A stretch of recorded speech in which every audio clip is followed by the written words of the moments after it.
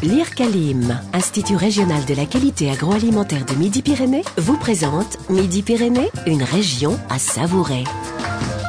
Bonjour à tous, bienvenue dans Savourer Midi-Pyrénées. Aujourd'hui, on vous accueille au restaurant La Chaumière à Ramonville autour d'une recette avec un produit exceptionnel de notre terroir. Il s'agit du porc fermier du Sud-Ouest. Avec nous, pour en parler, un charcutier épris de qualité. Alors préparez vos papilles, c'est parti.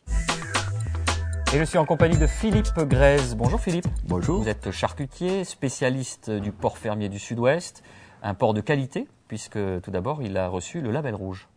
Tout à fait. Et le label rouge implique une charte d'élevage très stricte, très rigoureuse et respectueuse de l'environnement. Alors cette charte d'élevage impose un maximum de 100 porcs à l'hectare. Ce sont des porcs qui sont élevés en liberté sur des parcours herbeux, renouvelés à chaque session d'élevage. Ils sont élevés uniquement avec des céréales, garanties sans OGM et sans antibiotiques. Bravo. On peut dire aussi que, comme ça s'appelle le porc fermier du Sud-Ouest, j'imagine qu'il y a une zone de production très spécifique. Bien sûr, toute la zone de production, c'est Midi-Pyrénées et le sud-ouest de la France, vraiment la région de Tarbes, Pau, Bayonne, c'est vraiment ce coin-là de production. Et également, les abattoirs sont dans cette zone-là pour éviter des transports des bêtes vivantes. Alors, une fois qu'on l'a bien bichonné, une fois qu'on l'a bien élevé, une fois qu'on l'a abattu, on le transforme, qu'est-ce qu'on en fait ? Alors là, là, il y a les yeux qui pétillent. Là, ça, on a fait des produits de qualité parce qu'il est plus facile de faire un produit de qualité avec une base de qualité. Donc évidemment, sur la région de Toulouse, nous fabriquons forcément la saucisse de Toulouse avec tout ce qui en découle, les boudins,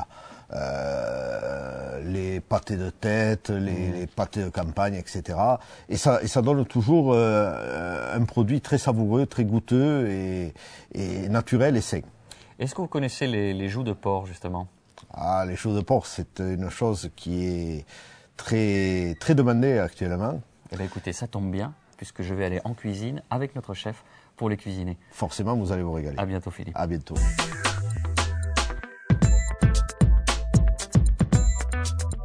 Bonjour messieurs, bonjour c'est en Maurice. compagnie de Marc et de Jacques qu'on se retrouve en cuisine avec une recette autour du porc fermier du Sud-Ouest. Qu'est-ce que vous avez choisi, Marc, Alors, dans le porc fermier du Sud-Ouest, tout est bon. Et aujourd'hui, particulièrement, on va cuisiner la joue, la bonne joue. Alors, l'intitulé de la recette pour Alors, ce sont des joues de porc braisées à l'orange et aux trompettes de la mort. Parfait. On a besoin de joues de porc. 2 joues. Ouais, jusqu'ici, c'est bon. Une petite brunoise de légumes, carottes, oignons, herbes aromatiques. Zeste d'orange, un petit peu de sel poivre, évidemment les trompettes de la mort qu'on a bien nettoyées auparavant. Et maintenant, il ne reste plus qu'à Jacques de se mettre en œuvre tout ça. Alors Boris, maintenant, on va prendre un petit filet d'huile. Donc on fait rissoler un petit peu les joues, juste saisir. On va les retourner pour leur donner juste la couleur qu'il faut. Avant d'ajouter la garniture aromatique à base d'oignons, de carottes, d'herbes. Regardez ces belles couleurs, cette joue de porc du porc fermier du Sud-Ouest. C'est une viande qui est magnifique, qui est bien gélatineuse, qui est tendre, qui est savoureuse. C'est une viande de très très haute qualité. C'est un vrai plaisir.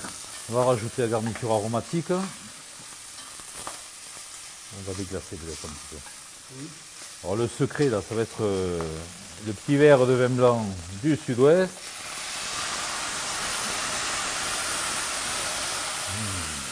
On rajoute la petite brunoise de légumes finement taillés.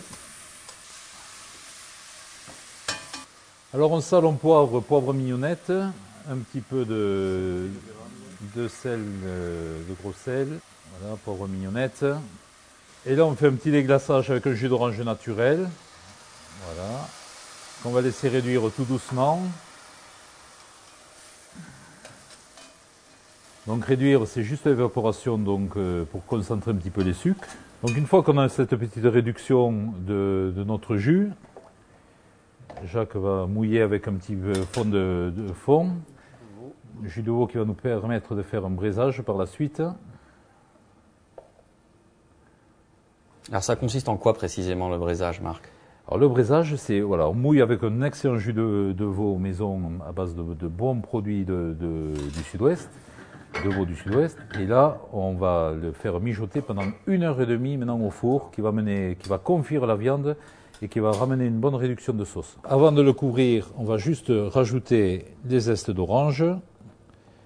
On va le couvrir, l'oublier 1h30 au four. Par contre, on va rajouter les trompettes un quart d'heure avant la fin de la cuisson. Trompette de la mort. Ouais, trompette. Quelle température le four? 180 degrés. 180 degrés. 1h30 ont passé. Il est temps de sortir le plat du four et de dresser, je crois. Alors l'avantage du porc fermier du sud-ouest, c'est un plat économique. Parce que le cochon, c'est pas un produit très cher. Et alors on va juste le dresser et on va le servir avec une petite purée de pommes de terre écrasées, tout simplement, tout naturellement. Et là, on va se délecter. Vous allez voir. Parfait, on a dressé le plat.